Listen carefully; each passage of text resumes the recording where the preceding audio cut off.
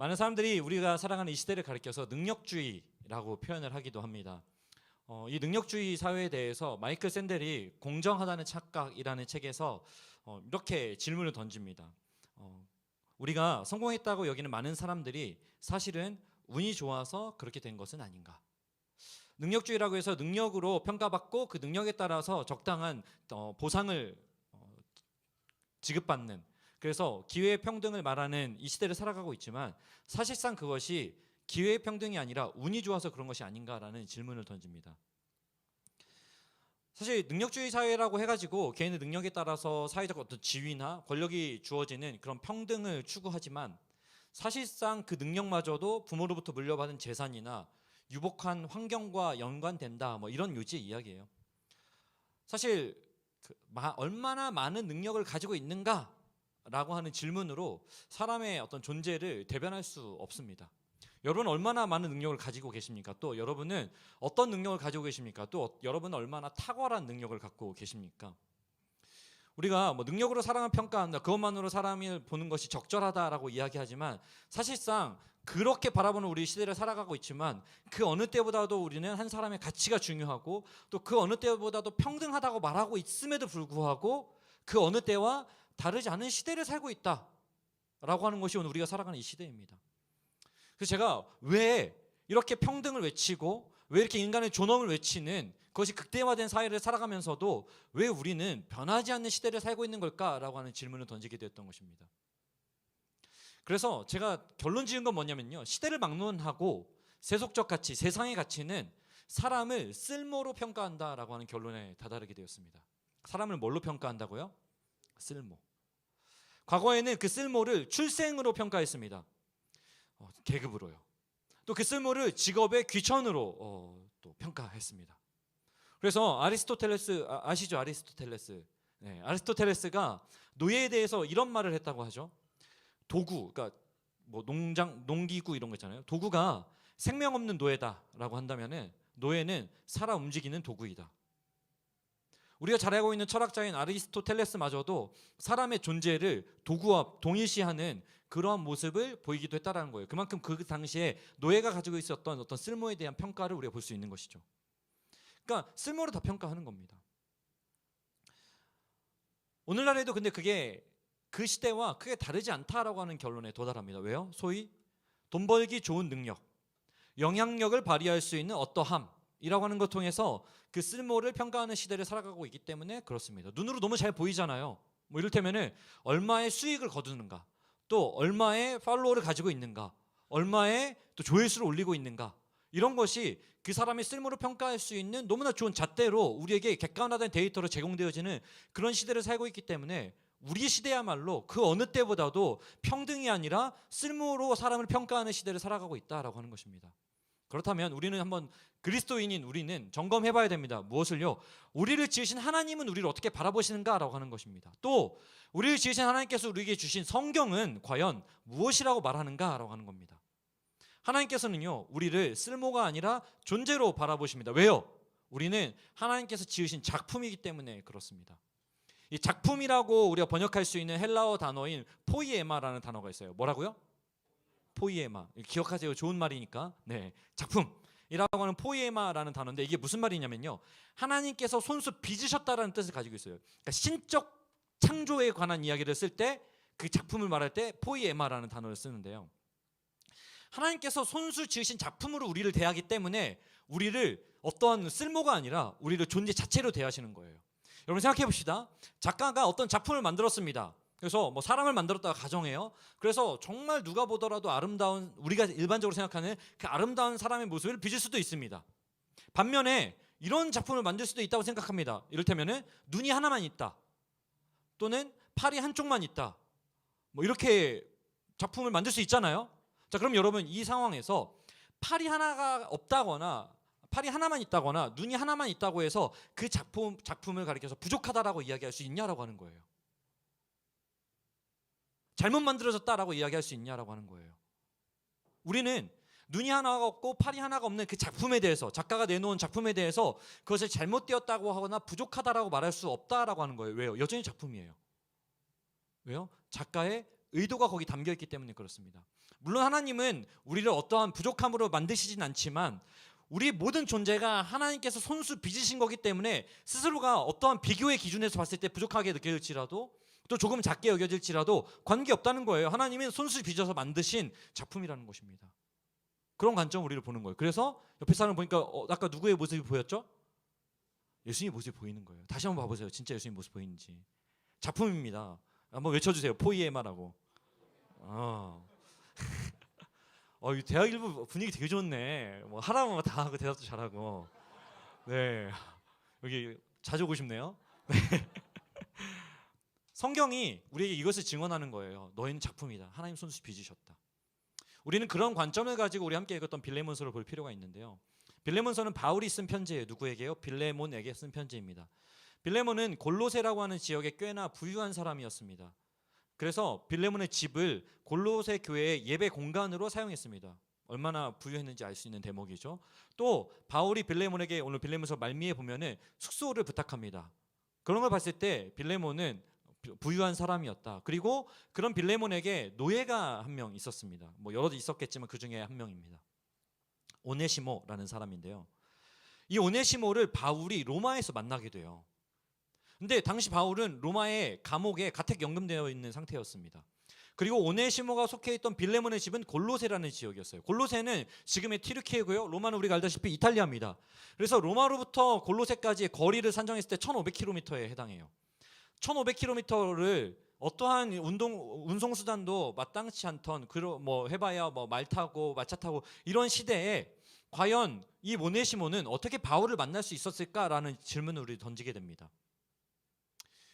어떻게 했을까라고 이제 학자들이 분석한 결과를 보면요. 당시 노예들이 자유를 찾아서 도망을 가는 경우가 있었다고 합니다. 근데 그 도망을 갈 때 보통 이 노예들이 그냥 곱게 도망가도 괜찮은데 주인의 재산을 훔쳐서 도망가는 경우가 있었다 그래요. 성경을 보면은 그리고 많은 학자들이 이 성경의 메시지를 봤을 때 오네시모가 자신의 주인이었던 빌레몬의 재산을 훔쳐서 당시 가장 큰 도시였던 그 로마로 새로운 삶, 청혼의 꿈을 품고 찾아 떠났을 것이다라고 보는 것이에요. 기대했던 어떤 새로운 삶을 가지고 로마에 도달했던 것입니다. 그곳에서 어떠한 계기였는지는 알 수 없지만 감옥에 갇혀있던 가택 연금 상태에 있었던 바울을 이 빌레몬이 만나게 됩니다. 결과적으로 바울이 이 오네시모를 만나게 되는데 바울이 빌레몬에게 이 오네시모를 용서해 달라는 편지를 쓰게 되는 거죠. 그게 오늘 빌레몬서예요. 빌레몬서는 바울이 빌레몬에게 오네시모를 용서해 달라는 편지 내용입니다. 여러분 생각해 봅시다. 오네시모는요 빌레몬에게 경제적으로 막대한 손실을 끼치고 도망쳐 나온 노예였습니다. 주인은 이런 노예를 얼마든지 자신의 뜻대로 처우할 수 있었어요. 심하게 매질할 수도 있고요. 심지어는 사형에 처할 수도 있었습니다. 오네시모 역시 이런 운명에 처해 있었어요. 바울이 편지를 써서 오네시모를 빌레몬에게 다시 보내잖아요. 그럼 빌레몬은 오네시모를 심하게 매질하거나 아니면 사형에 처할 수도 있었다라고 하는 것입니다. 그렇다면 바울이 이 편지를 기가 막히게 잘 써야 돼요. 안 그러면 편지를 뜯어보지도 않은 채로 오네시모를 사형에 처할 수도 있는 상황이기 때문에 그래요. 그래서 바울이 오늘 오네시모를 이렇게 설명하고 있어요. 11절 우리 함께 읽었던 11절에 보면요. 그가 전에는 내게 무익하였으나 이제는 나와 내게 유익함으로. 전에는 빌레몬 너에게 쓸모없는 존재였다 이 오네시모가. 그러나 이제는 나와 너에게 쓸모 있는 존재이다라고 말하고 있어요. 근데 이 11절에 되게 재밌는 포인트가 하나 있습니다. 오네시모라는 이 종의 이름 있잖아요. 이 이름의 뜻이 무엇일까라고 하는 것이죠. 오네시모라고 하는 이 이름의 뜻이 무엇이냐면요. 쓸모 있는입니다. 뭐라고요? 쓸모 있는. 물론 사실 이 오네시모 쓸모 있는이라는 이 이름은 당시 그 로마 사회의 전형적인 노예 이름이에요. 뭐 누가 봐도 그렇잖아요. 뭐 아름다운 이름이 아니, 그러니까 우리 시대에는 뭐 유용하다 이렇게 하면 되게 좋은 이름일 수 있겠지만 이 당시에 유용함은 도구로서의 유용함이기 때문에 굉장히 비천한 이름입니다. 막 영광스럽다 이런 이름은 아니잖아요. 전형적인 노예 이름입니다. 근데 이 오네시모가 쓸모 있는이라는 이름을 가졌지만 오늘 바울이 얘기한 거 있는 것처럼 무익한 쓸모 없는 종이 되어 있는 상태가 오늘 오네시모의 상태입니다. 아이러니죠. 이름은 쓸모 있는인데 삶은 쓸모 없는 존재. 바울은 이런 오네시모의 이름을 이 수사적으로 사용해서 빌레몬에게 호소하고 있는 거예요. 전에는 이름에 걸맞지 않은 사람이었어. 하지만 이제는 그 이름에 걸맞는 인생을 살고 있다라고 오늘 쓸모 있는 사람이다 라고 굉장히 아름다운 수사적 표현을 통해서 빌레몬에게 오네시모를 소개하고 있습니다. 그렇다면 우리가 여기서 주목해 볼 필요가 있어요. 바울이 그냥 이거 용납하게 해달라는 표현으로 그냥 막연하게 이런 편지를 쓰고 있냐라고 하는 것이죠. 실제로 무익했던 오네시모가 유익한 쓸모 있는 존재로의 어떤 변화가 있었을 것이 아닐까라는 우리가 질문을 던져봐야 되는 것이죠. 과연 오네시모는 무익함에서 어떻게 유익한 존재로 바뀔 수 있었을까라고 하는 겁니다. 바울이 탁월한 상담사이거나 훈련가이기 때문에 또는 성령에 취한 사람이었기 때문에 바울이 기도 한번 하고 막 상담 한번 하니까 막 바뀐 걸까요? 뭐 그렇다면 좋겠죠. 우리 공동체에도 그런 엘더들이 있잖아요, 그죠? 아닌가 보죠? 또는 고난의 세월이 그를 성숙하게 만들었을까라고 하는 것입니다. 1500km나 되는 그 여정을 통해서. 또는 로마에 가서 신문을 접하면서 새로운 기술을 습득해가지고 새로운 쓸모가 생겼다라고 바울이 이야기하는 걸까라고 하는 것이죠. 물론 살아가는 어떤 세월의 풍파를 우리가 거듭해 가면서 그리고 또 개인의 노력과 의지를 통해서 우리 인생에 작은 변화를 만들어낼 수 있는 것 또한 사실입니다. 그러나 바울이 지금 얘기하는 이야기를 잘 들어보면요, 전에는 무익했으나 이제는 유익하다, 이렇게 이야기할 만큼, 그래서 바울이 그러니까 용납해줘라고 이야기할 만한, 그런 요구를 할 만한 변화가 정말로 가능하냐라고 하는 것입니다. 우리 진짜 넋두리 하듯이 그런 말 많이 하잖아요. 사람 안 변해, 그죠? 그러니 정말 많이 하는데 어떻게 무익한 존재가 유익한 존재가 될 수 있었냐라고 하는 것입니다. 그럼 무엇이 오네시모를 변화시켰을까요? 뭐 너무나 당연한 교회에서의 답이 있습니다. 저는 오늘 그 답을 얘기하려고 그래요. 뭘까요? 복음이에요. 10절에서 바울은 오네시모를 가리켜서 이렇게 말합니다. 갇힌 중에서 낳은 아들. 갇혀있는 상태에서 낳은 아들이다. 오네시모가 쓸모없는 무익한 종이었지만 이제는 복음으로 인해서 내 아들이 되었다. 즉 다시 말해서 하나님의 자녀가 되었다라고 지금 소개하고 있는 거예요. 사랑하는 여러분, 한 사람의 변화는요, 복음으로만 가능합니다. 복음의 씨앗이 떨어졌을 때, 그 심령이 떨어졌을 때 쓸모없는 인생이 쓸모 있는 인생으로 바뀌게 되는 거예요.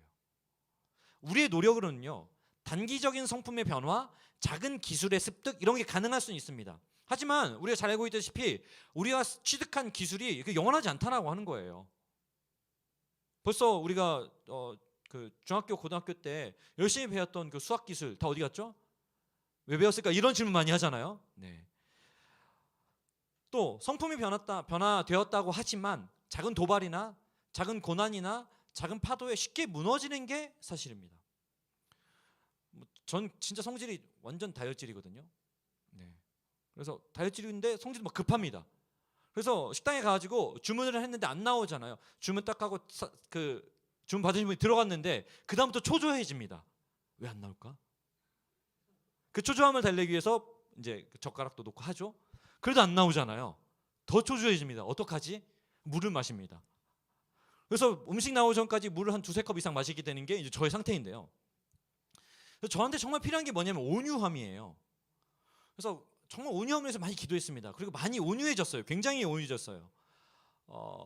성경 읽는 속도가 느려졌어요. 근데 어떠냐면요, 요즘은 잘 그렇지 않긴 한데 정말 온유해졌다라는 생각하고 막 그 차 운전하면서 막 찬양도 듣고 막 하다가도 누가 내 앞에서 난폭 운전 살짝만 해도 바로 보복 운전으로 돌변하는 거. 네, 요즘 그러지 않습니다. 네, 믿어주세요. 이 우리예요. 온유해졌다고 얘기하지만 작은 도발 하나에 쉽게 무너지는 겁니다. 눈물의 예배를 드리고 나서 믿음으로 살아보겠다라고 다짐합니다. 그렇지 않습니까? 근데 어때요? 바로 월요일 또는 화요일, 아니 그날 당일날 인생이 조금만 마음대로 풀리지 않는 것 같아도 바로 하나님 원망하게 되는 것, 그게 우리예요. 쓸모있는 인생으로의 그 완벽한 변화는 엄밀히 말해서 불가능하다라고 하는 거예요. 무엇을 통해서요? 우리의 노력과 의지를 통해서는 완벽한 변화가 불가능합니다. 무익에서 유익으로의 변화는 일어날 수 없습니다. 그러다 보니까 우리는 자꾸 이런 현실의 벽과 한계에 부딪히면서 어떻게 여기게 되냐면요, 스스로를 나 진짜 무익한 존재다라고 여기게 됩니다. 또 반대로 누군가가 나를 쓸모없다고 여긴다라고 받아들이게 되기도 하고 또 실제로 그런 평가를 받게 되기도 합니다. 근데 우리가 여기서 기억할 게 있다면요, 그것은 절대로 하나님의 계획도 아니고 하나님의 창조 목적도 아니다라고 하는 거예요. 복음은 우리에게 이걸 가르쳐 주는 거예요. 복음이 우리를 변화시키는 힘이 있는 것은 이것을 가르쳐 주기 때문에 그렇습니다. 우리가 어떤 모습으로 지어졌든지 하나님의 계획과 하나님의 목적이 있다는 것이에요. 복음의 능력은 우리를 향해서 너는 쓸모 있는 존재이다, 너는 오네시모라는 이름을 가졌다, 이 사실을 깨닫게 하는 것입니다. 다만 우리가 오네시모라는 이름을 가졌고 쓸모 있다라고 하나님께서 말씀하시지만 우리 스스로 무익한 존재로 여기고 우리 스스로 쓸모 없다고 여기는 것뿐이라고 하는 거예요. 또 세상이 우리를 향해서 쓸모 없다고 말하는 것처럼 느낄 뿐이라는 하는 것이죠. 복음은 창조의 본질을 깨닫게 해요. 깨우쳐줘요. 무엇을요? 너는 오네시모, 즉 쓸모 있는 존재야. 하나님께서 손수 빚으신 포이에마야 라고 이것을 자각하게 만드는 것이 복음입니다. 그러니까 이것을 자각하게 되는 순간 이 복음은 우리의 사명을 깨어나게 하는 거예요. 쓸모 있는 존재라는 사실로 인해서 꿈을 꾸게 만드는 것입니다. 만약에 우리가 사명을 잃어버렸다고 한다면은, 그리고 하나님께서 우리로 하여금 꿈꾸게 하셨다는 사실을 잊어버리고 주저앉아 있다면은, 아마도 우리는 복음으로부터 벗어나서 스스로를 쓸모없는 도망친 오네시모의 상태로 만들어버렸기 때문일 것이라는 거죠. 그런 도망친 오네시모와 같은 우리를 하나님께서 주목하셨다고 하는데 핵심이 있습니다. 그리고 하나님께서 복음으로 우리를 새롭게 하신다는 거예요. 그래서 저는 복음을 이렇게 표현하고 싶어요. 복음은 하나님의 열심이다. 뭐라고요? 복음은 하나님의 열심이다. 우리를 더 이상 쓸모없는 존재로 대하지 않으려고 애를 쓰시는 하나님의 열심. 어떻게든 우리를 쓸모없는 존재로 대하지 않고 쓸모 있음으로 여기시려는 그 하나님의 열심이 바로 복음이다. 우리는 오늘 이 바울의 모습 속에서 그 하나님의 열심을 보게 되는 거예요. 어떻게 해요? 바울이 오네시모를 쓸모없는 존재로 대하지 않는다는 거예요. 사실 오네시모는 이미 쓸모없는 존재입니다. 그런데 바울이 오네시모를 쓸모없는 존재로 대하지 않는 거예요. 어떻게 대합니까? 그야말로 존재로 대하고 있는 거예요. 만약에 바울이 오네시모를 그냥 주인의 돈을 훔쳐서 달아난 노예로 보았다면 복음을 전할 수 있었을까요? 복음을 전했을까요? 바울이 오네시모를 이름 그대로 쓸모 있는 존재로 대했던 것이에요. 이것이 오늘 바울의 열심입니다. 그를 쓸모없는 도망친 노예로 보는 것이 아니라 그를 쓸모 있는 존재로 보려고 하는 열심. 오네시모를 향한 이런 바울의 열심이 바로 우리를 향한 하나님의 열심이라고 하는 거예요. 여러분, 솔직하게 얘기해서 하나님 보시기에 우리가 정말 쓸모있고 예뻐 보이는 존재냐라고 하는 것이죠. 물론 그럴 수도 있지만 하나님은 너무나 사랑이 많으시니까 사실상 죄로 인해서 오염된 우리의 모습을 하나님 절대 그렇게 봐주실 수가 없으세요. 그러나 하나님 그렇게 보시겠다고 작정하신 것이에요. 그리고 그 하나님의 열심이 그냥 봐주는 걸로 끝나는 게 아니라 하나님 봐주시는 건요, 어떻게 되냐면요, 그것이 능력이 되는 거예요. 우린 봐주는 겁니다. 그냥 척해주는 거예요. 근데 하나님은 척할 수가 없어요. 그래서 이 하나님의 열심은 사람을 변화시켜요. 오늘 그 열심이 저와 여러분을 변화시켜 가고 있는 것입니다. 하나님의 열심은 우리를 빚어가시는 거예요. 그래서 박영선 목사님이 쓰신 하나님의 열심이라는 책에 보면요, 여러분, 모든 책은 표지가 가장 은혜롭습니다. 이 책의 뒷표지에 이렇게 써 있어요. 성서에 나타난 위인들은 누구도 위인으로 태어나지 않았다. 오직 하나님께서 열심히 만들어내신 작품들일 뿐이다. 따라서 쓸모없는 오네시모, 무익한 우리도 하나님께서 열심히 빚어가고 계시는 거예요. 하나님께서 열심히 빚어가실 것입니다. 작품으로요. 하나님의 손길에 의해서 우리는 정말 오네시모, 쓸모 있는 존재, 유익한 존재가 되어감을 발견하게 될 것입니다. 아, 맞네. 나 정말 쓸모 있는 존재였구나.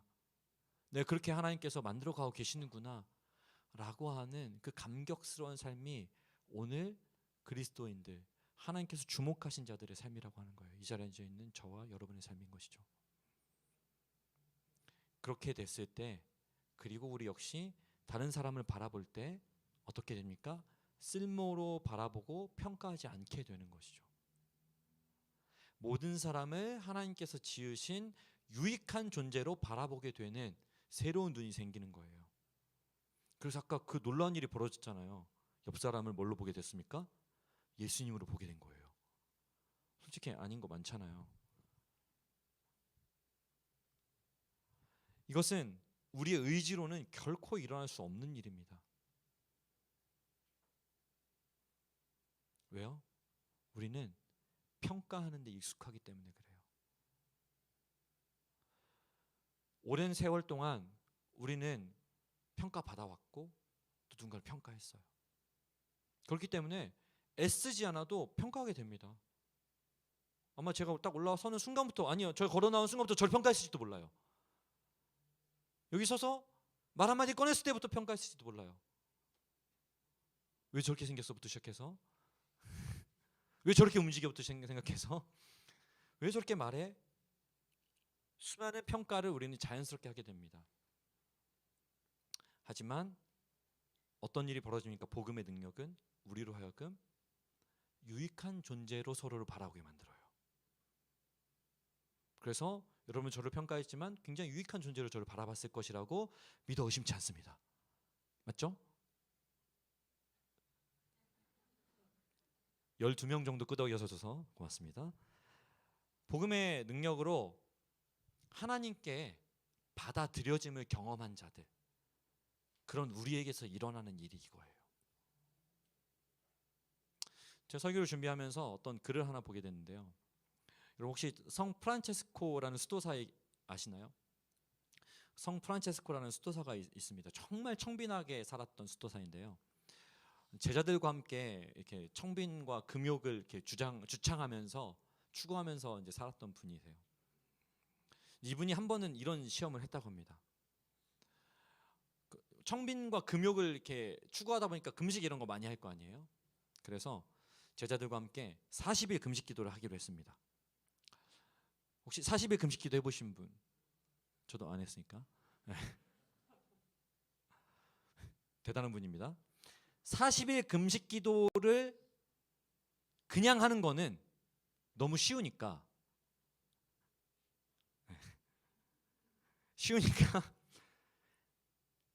금식을 하되 매일 죽 있잖아요. 죽을 한 대접씩 쑤어가지고 가운데 놓고 빙 둘러 앉아서 40일 금식을 하는 거예요. 대단한 일이 벌어지겠죠? 어땠을까요, 여러분? 여러분 40일 잘 참을 수 있으세요? 시간이 흘렀습니다.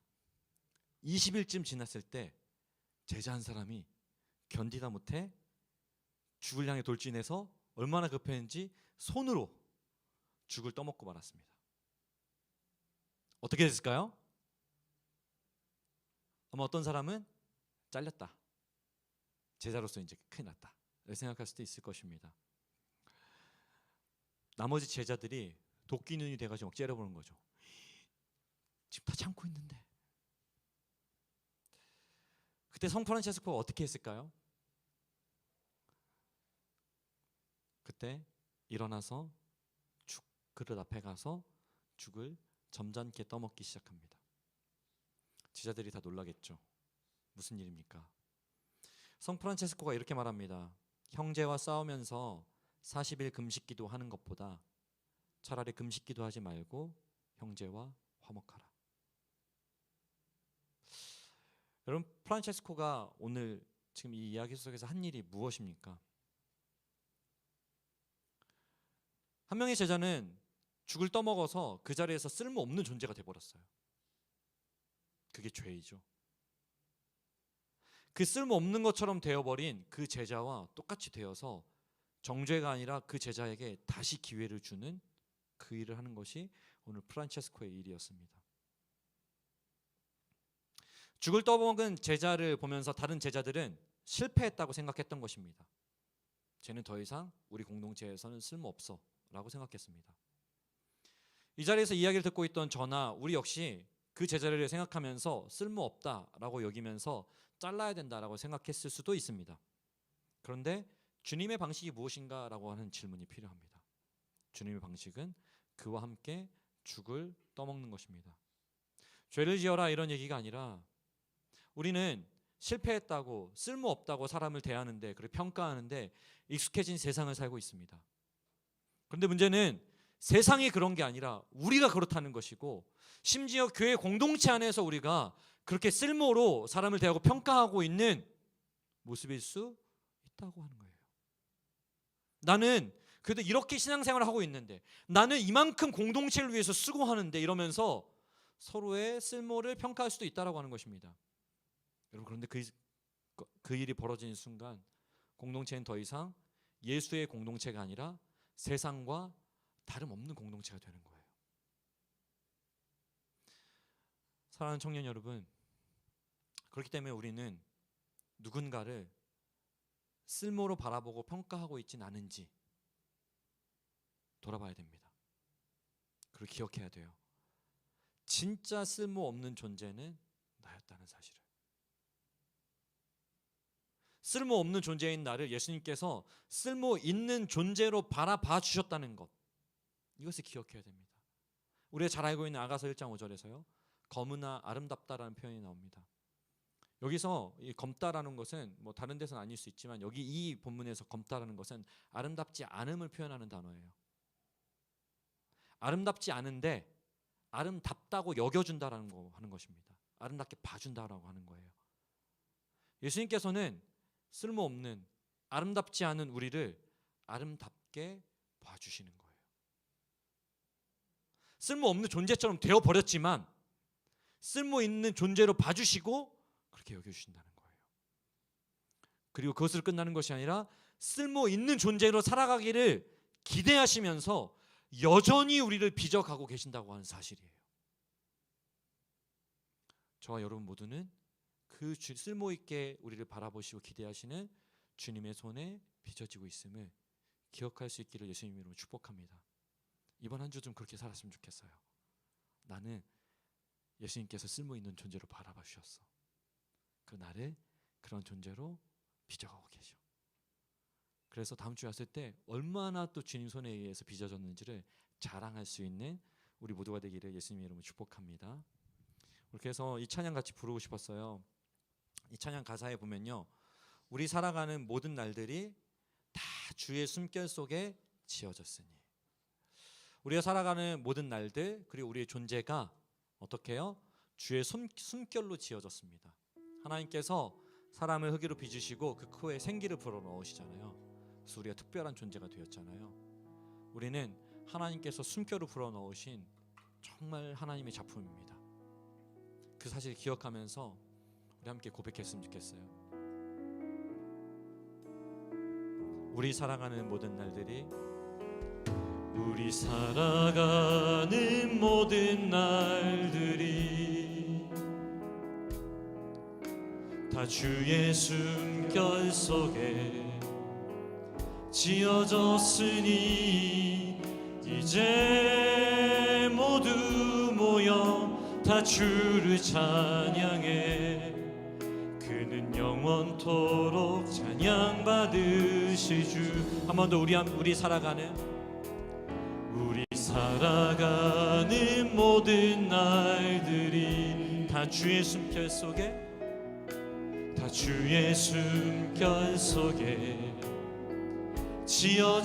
지어졌으니 이제 모두 모여 다 주를 찬양해. 그는 영원토록 찬양받으실 주. 우리 함께 찬양하며 걸어가리니 우리 발걸음 그가 이끌어 주시리. 잠시 넘어져도 낙심치 말 것은 시작하신 우리 주, 시작하신 우리 주, 그 끝을 이루어 주시. 우리 함께 찬양하며 걸어가. 우리 함께 찬양하며 걸어가리기. 우리 발걸음 그가 이끌어 주시리. 이끌어 주시리. 잠시 넘어져도 낙심치 말 것은 시작하신 우리 주, 그 끝을 이루어 주시리.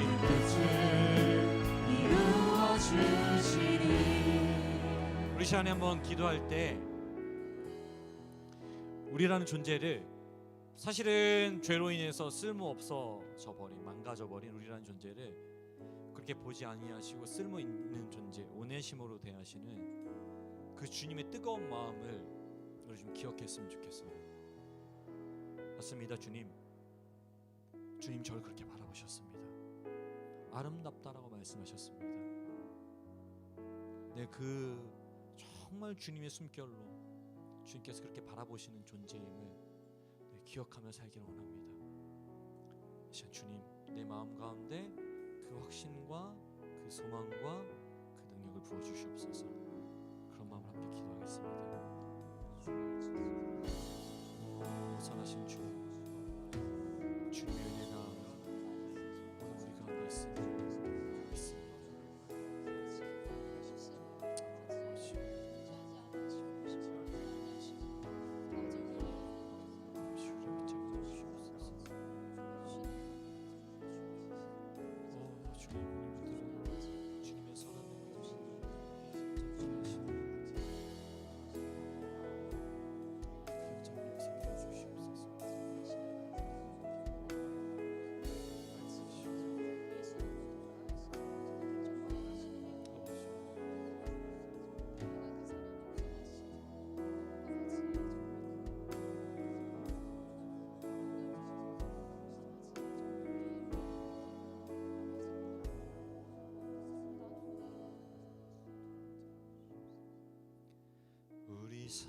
살아가는 모든 날들이 다 주의 숨결 속에, 주의 숨결 속에 지어졌으니 이제 모두 모여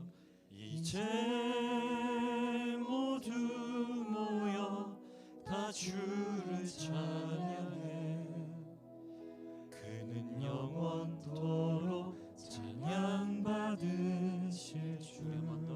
우리 살아가는 모든 날들이, 우리 살아가는 모든 날들이 다 주의 숨결 속에, 다 주의 숨결 속에 지어졌으니 이제 모두 모여 다 주를 찬양해. 그는 영원토록 찬양 받으실 주. 이 시간에 함께 기도할 때에는 가볍게 손을 내밀어서 우리 공동체를 생각하면서 기도합시다. 맞습니다. 주님, 정말 주님의 숨결로 지어진 쓸모있는 유익한 존재들 한 사람 한 사람, 하나님 무너진 마음이 있다면 일으켜 세워주시고 상한 심령이 있다면 주님 새롭게 하여 주시옵소서. 그래서 우리가 함께 지어져 가게 하시고 함께 하나님의 꿈을 꾸게 하시고 그 기대감을 일어나 달려가는 그런 믿음의 공동체 되게 해 주시옵소서. 우리 가볍게 서로에게 손을 내민 채로 함께 기도하며 나아가십시다. 기도하십시다. 오, 선하신 주님, 주님의 은혜를 구하며 기도합니다. 아버지 하나님, 사랑하는 믿음의 공동체 지체들 한 사람 한 사람 주님의 은혜를 새롭게 하여 주시옵소서. 하나님, 우리로서는 감당할 수 없는 연약함이지만 하나님이 능히 감당할 수 있는 마음에 새롭게 되어지는 경험케 하여 주시옵소서. 아버지 하나님 역사하시고 아버지 하나님 놀라운 능력을 붙잡아 주시옵소서. 아버지 하나님 선하심이 우리 가운데 있음을 믿습니다. 아버지 우리가 그렇게 주님의 안에서 날마다 함께 지어져가는, 서로를 정말 쓸모 있는 존재로 대함으로 말미암아 날마다 맞아, 주님께서 나를 이렇게 대하셨지, 주님께서 나를 이러한 사랑으로 사랑하셨지라고 그렇게 감격하며 그렇게 사랑하며 그렇게 지어져 갈 수 있는 그런 아름다운 공동체 될 수 있도록 주님 도와주시옵고, 세상에서는 경험할 수 없는 그 아름다운 공동체로 우리가 지어져감을 경험할 수 있도록 주님 도와주시옵소서. 아버지 주님의 이름으로 기도합니다. 우리 살아가는 모든 날들이 다 주의 숨결 속에, 다 주의 숨결 속 지어졌으니 이제 모두 모여 다 주를 찬양. 그는 영원토록 찬양받으실 주, 우리 함께 찬양하며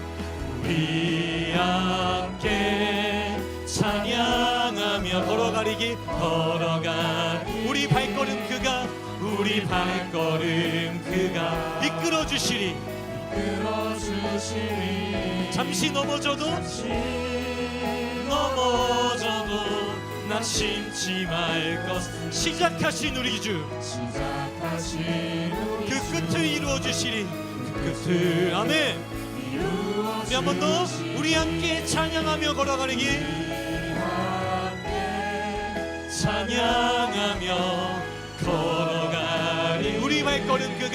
우리 발걸음 그가 이끌어 주시리. 잠시 넘어져도 낙심치 말 것을,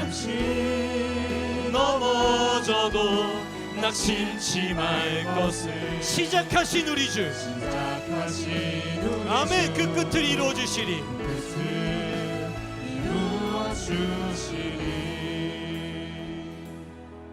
정말 시작하신 우리 주님이 우리 그 끝을 이루어 주실 것을 믿음으로 이 시간 조용히 기도합시다. 아버지,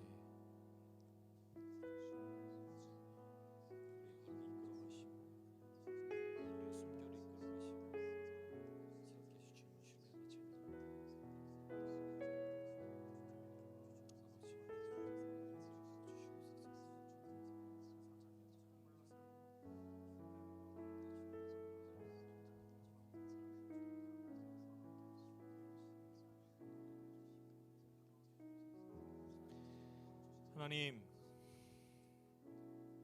세상을 살아가다 보면 스스로가 가치 없게 여겨질 때도 있습니다.